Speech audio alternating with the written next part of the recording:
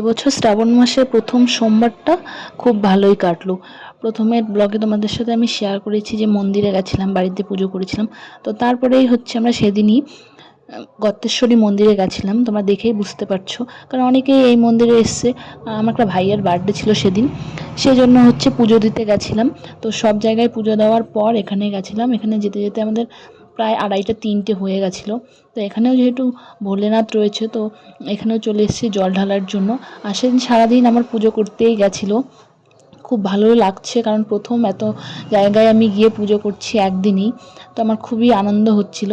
তো তারপরে এখানে হচ্ছে আমরা জল ঢেলেছি শিবের মাথায়। তো এখানে মানে ভেতরে ঢোকা হলো আমরা অনেক দিন পরে।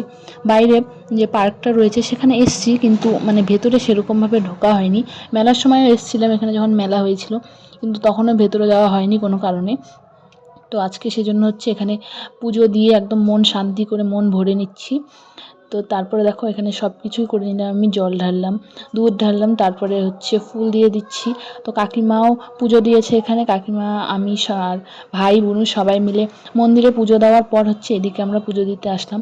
তো তারপরে দেখো এই যে এই মন্দিরটা যে বানিয়েছে, এই মন্দিরটা আমি এর আগে আসিনি। এইদিকে মানে সামনেগুলো তো পুরনো, সেগুলোতে এসেছি, কিন্তু এখানে আসিনি আর। তো এখানে হচ্ছে অনেক এখন মায়ের মূর্তি রয়েছে, 51 পীঠের যত কিছু রয়েছে মায়ের মন্দির, মায়ের হচ্ছে মূর্তি সবগুলোই রয়েছে। আমি একদম সবগুলোরই নাম পড়ে পড়ে মন শান্তি করে সবগুলোই দেখেছি। আর দেখেও না খুব ভালো লাগছে। এরকম জায়গায় গেলে না অনেক মনটাতে শান্তি মিলে। তো এখানে হচ্ছে সব নামগুলো আমি পড়েছি।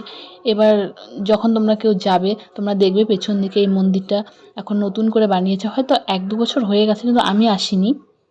ঠিক করে আমি জানি না যে এটা পেছনটা কতদিন হলো হওয়ার, কিন্তু আমার আইডিয়া এরকম, কারণ আমি অনেক দিন থেকে ভেতরে ঢুকিনি সেজন্য। তো তারপরে হচ্ছে ওখান থেকে সব কিছু দেখার পর আমরা এইদিকে আসলাম সামনের দিকে।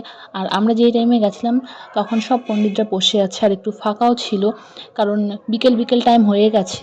এখানে না পুজো দেওয়ার পর একটা আলাদাই শান্তি। আর বাড়ির পাশে এত সুন্দর একটা মন্দির রয়েছে, তো কেন আসবো না।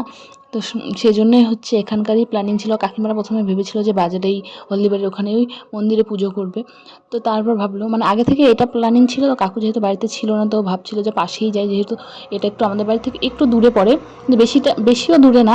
তো তারপরে হচ্ছে আমরা পুজো দেওয়ার পর চলে এসেছি। তারপর দেখো সবারই তো সারাদিন না খেয়ে রয়েছে উপোস, সবার অনেক খিদে পেয়েছে।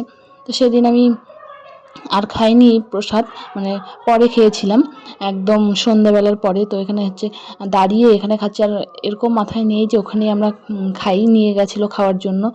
তো তারপরে টোটো দাঁড়িয়ে এখানে হচ্ছে আমাদের চলছে খাওয়া দাওয়ার পার্টি। তো আমি কাকিমাকে বলছি, কাকিমা আজকে কিন্তু আমাদের একটা ছোটো মোটো এটা একটা পিকনিকও হয়ে গেল, কারণ এরকম হচ্ছে সবাই মিলে একসাথে বাইরে খাওয়া পিকনিকের মতোই লাগে। তো এখানে হচ্ছে সবাই খাচ্ছে। তারপরে হচ্ছে আমরা বাড়ি যাব। রাতে হচ্ছে ভাইয়ের কোনো কেক কাটার প্ল্যানিং ছিল না, কিন্তু পরে সেটাও প্ল্যানিং হয়ে গেছে কেক কাটার। তো পরে হচ্ছে কেকও কাটা হয়েছে।